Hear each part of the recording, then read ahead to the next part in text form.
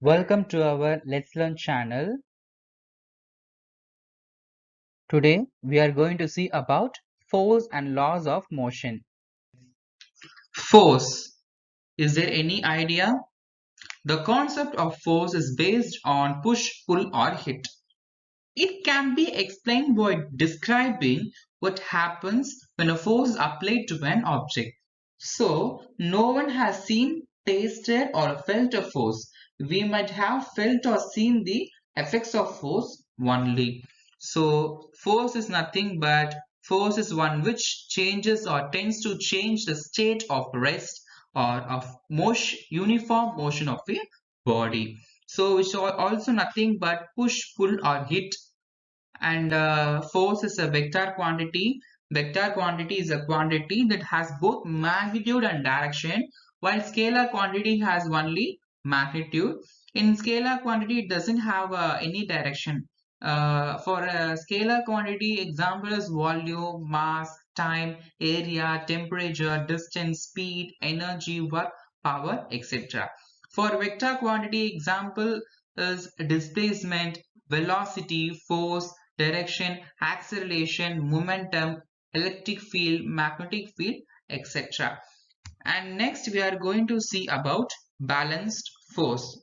Here in balanced force, force is acting on an object which do not change the state of rest or of uniform motion of it are called balanced forces. So here we can see on picture, here one side force pushing truck and here also force pushing the truck. So but the truck stays still, which means both the sides with equal force, the block doesn't move and remains same. So we just need, it is balanced. So balanced force do not cause change in motion. They are equal in size and opposite in direction. And what about unbalanced force? The resultant of two opposite forces acts on an object and brings it to motion. These opposite forces are called unbalanced force. So it occurs only when force is greater than its opposite force. So here we can see one tug of war with the two persons. 50 newtons is having and here 30 newtons. So this is unbalanced one. So unbalanced force can cause objects to speed up or slow down or stop or change in direction. So which is nothing but unbalanced force. And next we are going to see about muscular force, frictional force, and what about contact forces. Muscular force, which is nothing but bullocks, horses, camels, pulling carts. So here muscles of animals or human beings apply some forces. So it is nothing but a muscular forces. And next, friction force. Just consider an example. If you roll a ball on the cemented floor and another ball on polished floor, just consider the cement floor as a rough surface and polished floor as a smooth surface. The ball moves faster and covers a longer distance in polished floor than cement floor.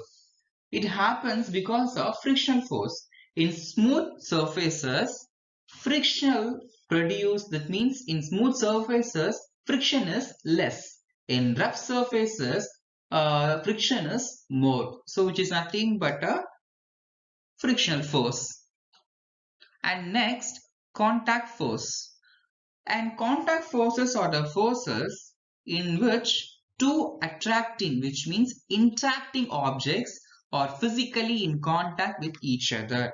So which is nothing but contact forces. Here also we can say a man pushing a box. So here he is having physical contact with that box. So we can say the example for contact forces. So for example, tension force, normal force, frictional force, these are all the best examples for contact forces.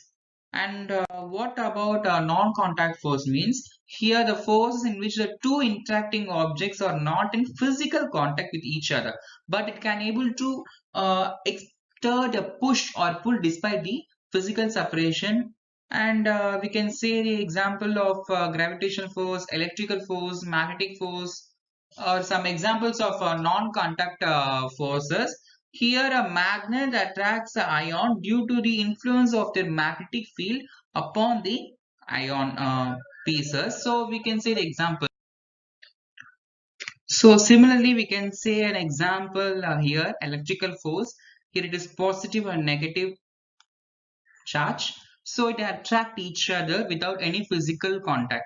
So which is nothing but a contact force. Next, we are going to see about four forces in nature. First, gravitational force. In gravitational force, let's consider an example. So when we release a ball from height, we observe that it falls with increasing velocity until it hits the ground. So the ball oscillates towards the earth because of the earth exerts a force called force of gravity on the ball. So another example is the earth is revolving around the sun and the moon is revolving around the earth. These are due to gravitation forces. So we can say that it is a force between any two objects in the universe. And by Newton's law of gravitation, the gravitation force is directly proportional to the product of the masses and inversely proportional to the square of the distance between them. So, gravitational force is the weakest force among the fundamental forces of nature but has a great large scale impact on the universe. And next, we are going to see about electromagnetic force, and it is nothing but a combination of electrostatic and magnetic forces. So we can see one magnetic force example. Just take some place and iron pins on a piece of paper, bring one end of the magnet very near to the pins. Then what do you observe? The pins jumps and cling to the magnet. The magnet attracts the pins. So, which is nothing but an example for magnetic forces. For electrical force, we can say an example, just rub a plastic ruler with a piece of woolen cloth and hold it over some piece of paper on the table. And what do you observe there? The plastic ruler attracts some pieces of paper. So which is nothing but electrical force, attraction of paper bits. So next we are going to see about strong nuclear force. In strong nuclear force, this is nothing but it is the strongest of all the basic forces of nature, and this force holds the protons and neutrons together in the nucleus of an atom. So its short range is order of 10 power minus 15 meter. Okay, what about weak nuclear force? This force is not as weak as the gravitational force, but it is such an important force because when two protons collide and fuse, a disruption in the weak nucleus force emits a positron and neutrino, which converts positively charged protons to a neutrally charged neutron, which means it converts proton into neutron. So without weak nuclear force, conversion protons into neutrons, certain complex nuclei cannot form. So it is very important one. So here we can see that proton converts into neutron. So next we are going to see about effects of forces. Can force causes motion? Just consider an example. When you kick a ball, it moves in the direction of a force. So similarly, when you pull a cart, it moves in the direction of the force applied. So when a force acts on a body, it moves or tends to move in the direction of the force. Hence, force causes motions. Can force changes its speed? Let's see. Force can increase or decrease the speed of the body. Just consider an example when we apply a force by pushing a moving object in the direction of its motion, its speeds increase. For example, if you release a ball from a height, its speed goes on increasing due to the gravitational force acting towards the earth. So how it can decrease? If we apply a force in the opposite direction of the motion, it can decrease. So if you throw a ball upwards, its speed decreases due to the force of gravity acting downwards. So force can increase or decrease the speed of the body. Here we can say. So next one is, can force change the direction of motion? Of course. Just consider an example. If a ball hits a wall, it will bounce off it. So if it hits the wall at an angle, then it will bounce off at an angle. So we can say that force can change the direction of motion. So what about next question? Can force change the shape of the size of an object? Just consider an example.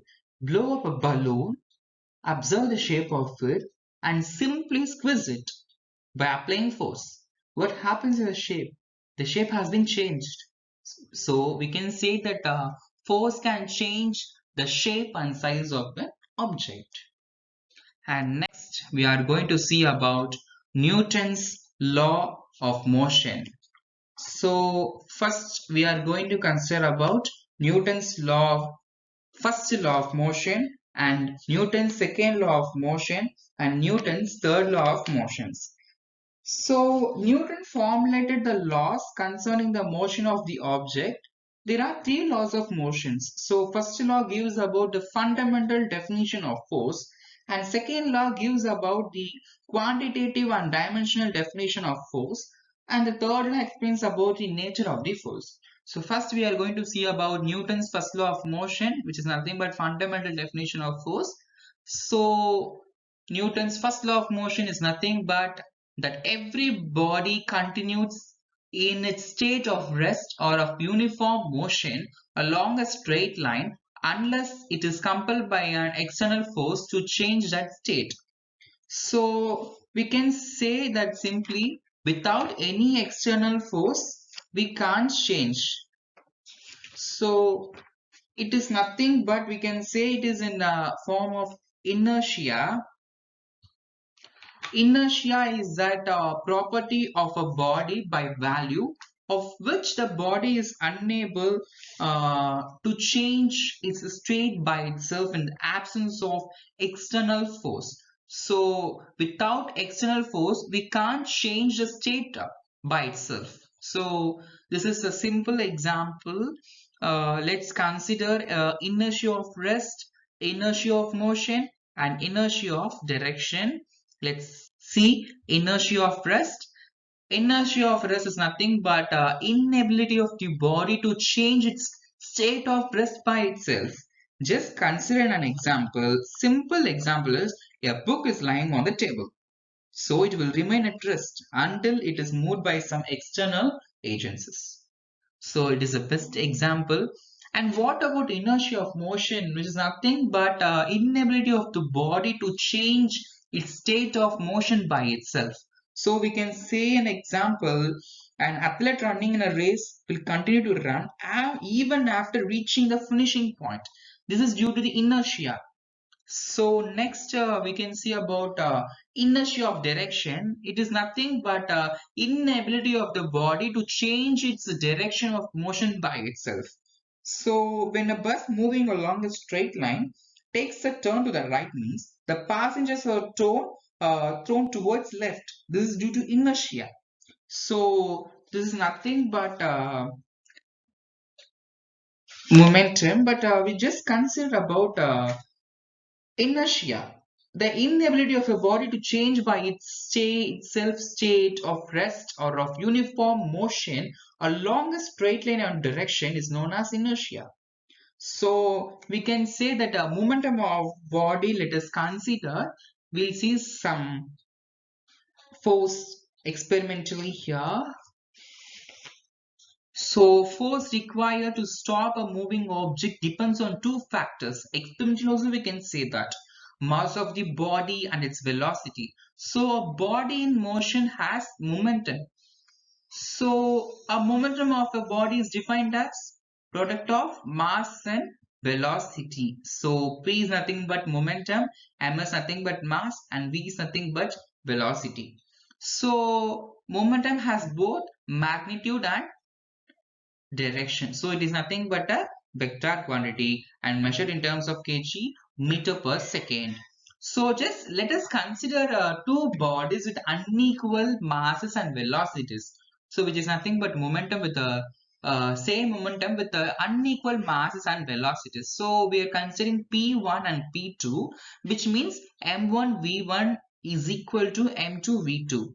So just take M1 divided by M2 and just we are getting the answer V2 divided by V1.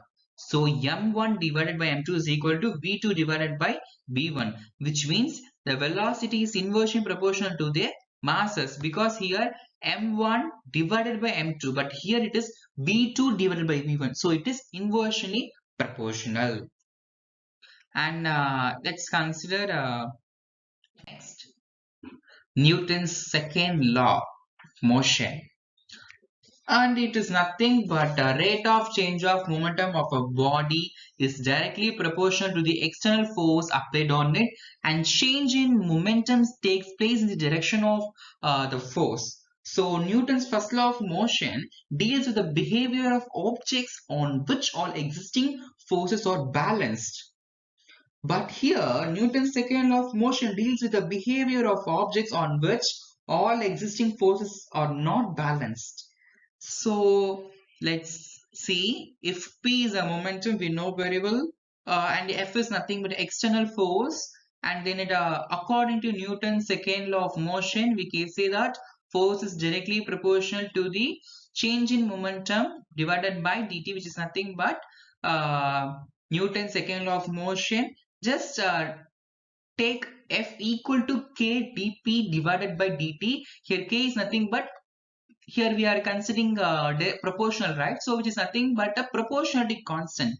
We can take any constant. Here I'm just taking k as a proportionality constant. So next, if a body of mass m is moving with a velocity v, then its momentum is nothing but, we know very well that p is equal to m into v. So here we know that F is equal to K dP divided by dt. Instead of P, we can put mv. So just move m to here, just K into m into dV divided by dt. So we can say next, unit of force is chosen in such a manner that constant K is equal to unity, which means K is equal to 1 for unit of force.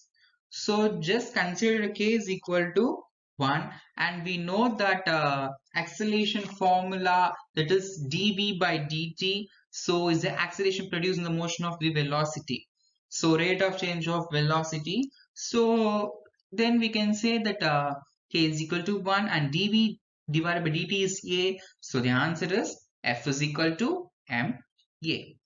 So, so the force acting on a body is measured by the product of mass of the body and acceleration produced by the body. We saw that F is equal to ma, right? So acting on the body. So the second law of motion gives us a measure of the force. So we should learn this. 1 Newton is defined as that force which when acting on one, which means a unit mass produces unit acceleration. So just consider one mass means one acceleration, two mass means two acceleration, like that. Just remember like that. So force is a vector quantity. We know that. So the unit of force is nothing but kg meter per second square, or we can take it as a Newton. So now we are going to see about impulsive force and impulse of a force. So impulsive force is nothing but the force which acts on bodies is for short time, or called impulsive force. Can just consider an example: hitting a ball with a bat, playing tennis, etc. So next we are going to see about impulse of a force. So impulse denoted by J, and a constant force by F, and acting for a time t, which is defined as a product of force and time. So J is equal to F into t. So the impulse of a force F acting over a time interval t is defined by the integral. So integral of 0 to t F into dt is nothing but an impulse of a force denoted by J. So here in graph you can say that area under the force versus time graph is shown here is equal to the change in momentum even if force is changing. So we can say that the impulse can be measured as J is equal to F average into dt. So impulse of a force is a vector quantity, of course we know very well, but and then its unit is ns, which means F means Newton and dt time is measured as a second, so ns. Next, we are going to see about principle of impulse and the momentum. By second law of motion, we know that F is equal to ma. Of course, the impulse of a force is nothing but J is equal to F into T. So we know very well F is equal to ma. So ma into T. So let us here consider two velocities, which is nothing but initial velocity as u and final velocity as a v. So acceleration, we know very well that the rate of change of velocity. So we know very well that is the formula is final velocity minus initial velocity divided by t. So that's why we are putting v minus u divided by t. So impulse of a force, we know very well m into a into t. Instead of a, we can put v minus u divided by t into t. So t get cancelled and m u minus which means multiplying m into this value, so we are getting mv minus mu. Though, so this is nothing but impulse of a force is nothing but final momentum of a body minus initial momentum of the body. So we can say it is a simple form of change in momentum. So the total change in momentum of a body during a time interval is equal to the impulse of a force acting during the same interval of time. So this is nothing but called principle of impulse and momentum. So next we are going to see about third law of motion. Newton's third law of motion states that for every action there is an equal and opposite reaction.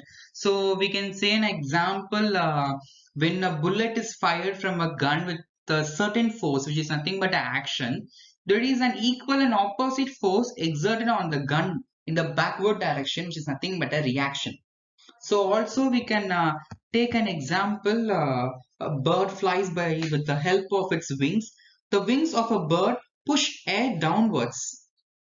Then, which is nothing but an action. So in turn, the air reacts by pushing the bird upwards, which is nothing but reaction. So this is the best example for third law of motion. So next we are going to see about laws of conservation of momentum. Here the law of conservation of momentum states that in the absence of external unbalanced force, the total momentum of a system of objects remains unchanged. So according to Newton's second law of motion, the force acting on B is the action, which is nothing but F1. They have took F1. How means, let F1 be force exerted by A on B, action. Then F2 be force exerted by B on force A, reaction. So in A this is nothing but a F1. Here this is nothing but a F2. So before collision this is, and after collision this is. So for F1, the mass of B into acceleration on B. So already we know that exerted by A on B, and in F2 the force exerted by B on A. So that's what we are writing like M2 into V2 minus U2 divided by T. So the force acting on a reaction, F2 is nothing but product of mass of A and acceleration on A. So we can write that F2 is equal to M1 into V1 minus U1 divided by T. So equation 1 and 2, when you equate this, we get the answer like in this form, that is F1 is equal to minus F2. So during collision, so M2 into V2 minus U2 divided by T is equal to minus M1 into V1 minus U1 divided by T. Then next we are going to consider about After collision, m2 into v2 minus u2 is equal to minus m1 into v1 minus u1. So just multiply mass with these velocities. M2 v2 minus m2 u2 is equal to minus m1 v1 plus m1 u1. How means product of here minus into minus is nothing but plus. So just consider m1 v1 plus m2 v2, because here sign changes where minus m1 v1 becomes plus m1 v1 because it crossed the equal sign. So the opposite sign of negative is plus. So m1 v1 plus m2 v2 is equal to m1 u1 plus m2 u2. So therefore we can say that the total momentum before collision is equal to the total momentum after collision. So the total momentum of two objects remain unchanged due to the collision in the absence of external force. So the external force is necessary. So this law holds good for any number of objects. Thank you for your attention. Kindly subscribe and like and share and comment in the comment box.